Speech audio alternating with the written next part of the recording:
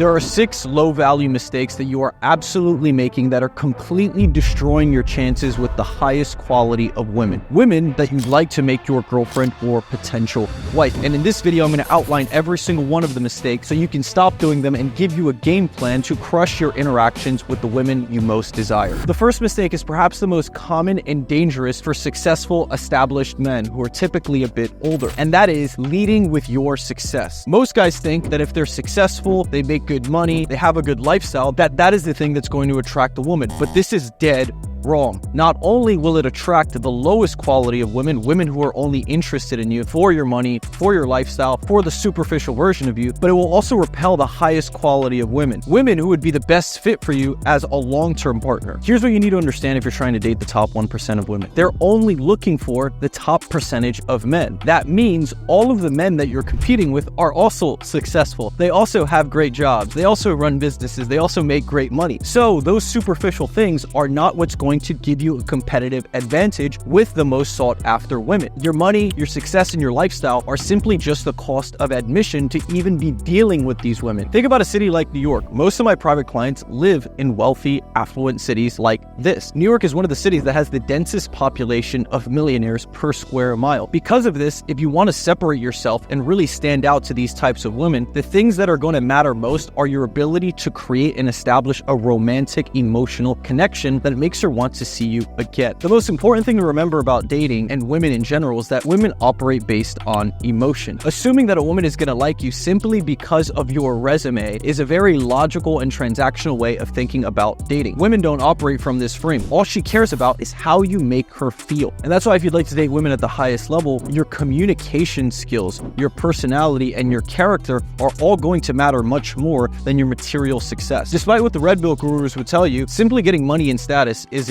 enough. And if you think about it, trying to lead with those things is actually a very insecure and low value thing to do. Put yourself in a woman's shoes. Think about the framing of a man who's trying to lead with his success. You are effectively trying to impress her with material things rather than the content of your character, the substance of who you are as a man. The things that are most important and are going to decide whether or not she wants to be in a relationship with you long term. Women speak the language of subtlety. If you try too hard to say, look at me, look how successful I am, look how cool I am, it's going to fall on deaf ears. It's going to come off as very try-hard, very cringe, and that's why you see lots of these successful red pill guys who flaunt their wealth often end up falling flat when they're put in front of real-life women. That's why you don't see them putting themselves in situations where they have to rely on who they are as a person and their communication skills, because it's the area where most men are lacking. The fantasy that once you get money, that once you get status, women are just going to fall from the sky is not only false, but it also makes you double down and focus on things that are just not going to move the needle and build a real lasting connection with a woman who you'd actually want to be the mother of your kids. And this general mindset is a symptom of what I call the seller's mentality, which is the second low value mistake that I constantly see guys make. I want you to imagine you're at a job interview. You sit down across your potential future employer and you list off your resume, your successes, all of your achievements, everything that you've done up until this point that makes you qualified to take the next step in your professional relationship. Think about who has the authority and holds the frame in that room.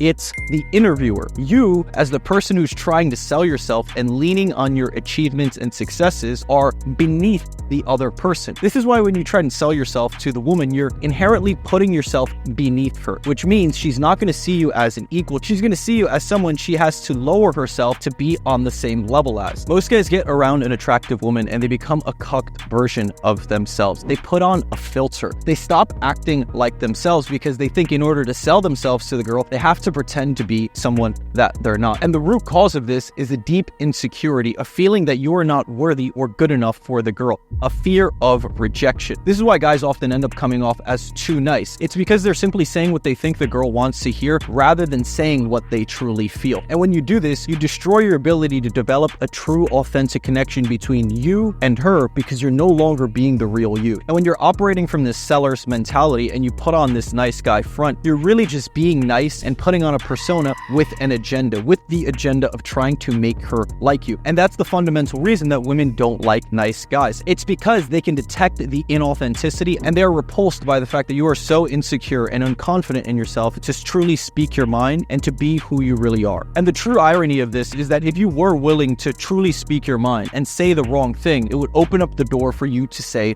the right thing. If you were willing to take a chance and say something that may get her angry or say something that she disagrees with, that's a great opportunity for you to see if your values are truly compatible, because if they're not, then that means she's not the one for you, and you should be thanking yourself for saying the wrong thing and finding out early that she's not the right girl for you and that you're better off spending your time elsewhere. Because if you were truly a high-value man, you would respect yourself and your time so much that you would not want to filter yourself and spend time pretending to be someone that you're not, with someone who would never make you happy in the long term anyway. Now, after working with thousands of guys in a private client setting, typically what happens is they stop leading with their success, they stop operating from the seller's mentality, but then they make the next critical mistake, and that is being too gamey. Most guys think that you need to be Mr. Personality, that you need to have the smoothest James Bond witty pickup line in order to make a woman attracted to you. This is completely false. If you watch videos of me doing real life approaches, you'll see that I'm not doing rocket science. I'm simply just going up, starting a conversation, and being normal. I'm making my intentions clear, and the conversation serves as a playful exploration to see who she is and if there's any potential compatibility there for us to take that next step. This is precisely what dating is about. The need to do something extra in order to keep the girl entertained comes from a place of insecurity. It's because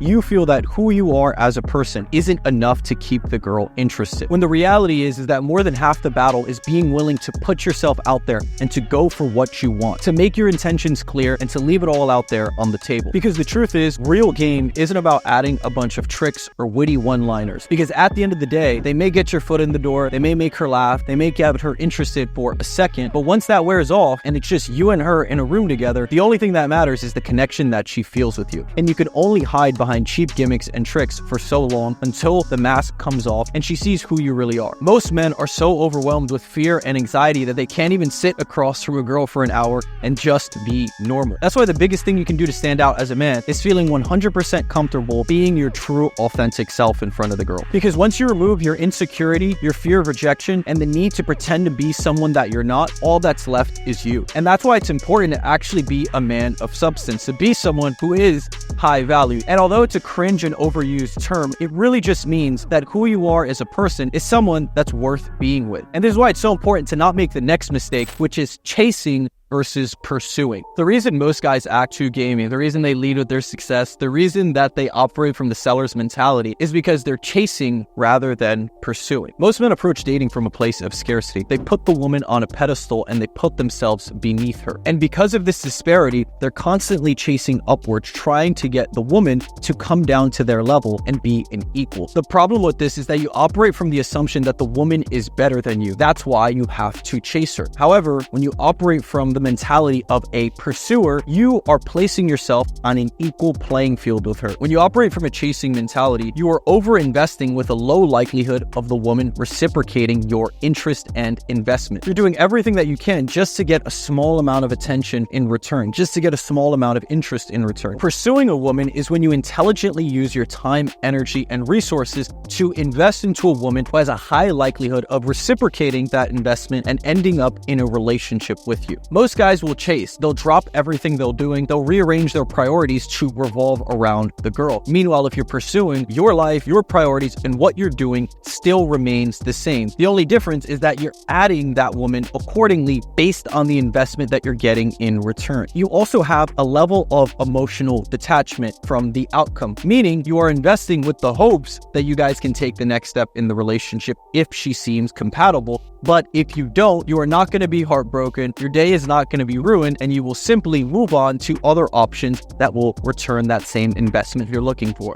Now, once guys learn the difference between chasing and pursuing, they think, okay, I don't want to chase the girl, but that ends up resulting in creating the next mistake, which is not taking the lead. As the man, the woman is expecting you to lead the dynamic and the relationship forward. It is on you to guide her as you take the next steps into the relationship. For example, if you match a girl on a dating app, or if you meet a girl in person and you want to take her out on a date, it is on you as the man to plan the logistics, to figure out the time, plan the activity, when you're going to do it, where you're going to go, if you're going to pick her up. All of these little things fall on you as the man. Most men are afraid to do something as simple as suggest a date, suggest an activity, suggest a time, because they don't want to say the wrong thing. And because they're afraid of saying the wrong thing, they end up in this weird in-between limbo where no one's really taking the lead, so the relationship and communication becomes stagnant. You need to understand that in any relationship or any dynamic between two people, there's always one person who is leading and taking the next step and bringing the other person with them. If no one is taking on the burden of escalation, then you guys are going to stay stuck in the same place. It's going to be stagnant. There's not going to be any momentum. And when things get stagnant, women get bored and they get disinterested because they don't see where this is going. They don't see a future between you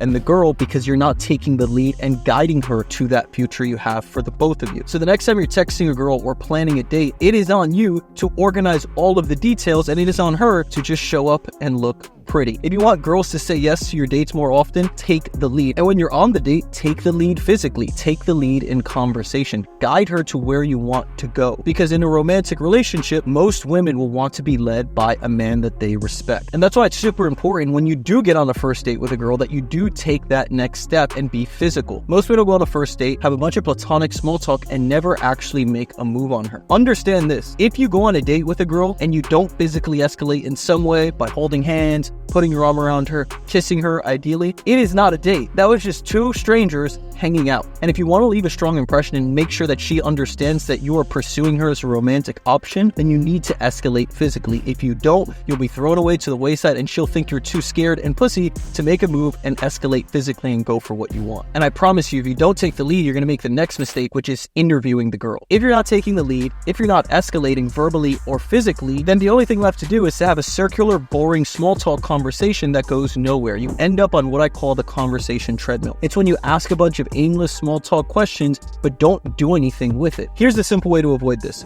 Don't ask questions you don't want the answer to. If you don't care about a girl's favorite color, don't just ask to fill the silence. Ask questions to understand her values, who she is as a person, and most importantly, to make the conversation more fun for the both of you. And when you see things you like, you can use that to escalate verbally by flirting or teasing, or by giving her a genuine compliment about her and her personality. Most guys lean on boring small talk questions as a crutch because they want to avoid an awkward silence. They're so insecure and lacking confidence that they can't even deal with 3 seconds of silence with a woman. And if you can't handle 3 seconds of silence, why should a woman trust that you can handle yourself in a relationship, that you can lead her and protect and provide for her as a long-term romantic partner? That's why it's so important to escalate and to take the lead, because if you don't, you're going to end up in this small talk conversational treadmill that ends up being a boring interview, and you're going to be lumped in with all the other guys she goes on dates with who are too pussy to go for what they want and to speak their mind. Avoiding these mistakes will make your relationships much better with women, and if you want to work with me personally so I can give you personalized feedback and guidance on your specific situation, point out your mistakes and flaws so that you stop making them, and so you can improve your relationships and connections with women, click the first link in the description and apply to work with me inside of my private coaching program, where I work directly with you to build you a system that gets you meeting more women and getting more dates with the type of women you're most attracted to.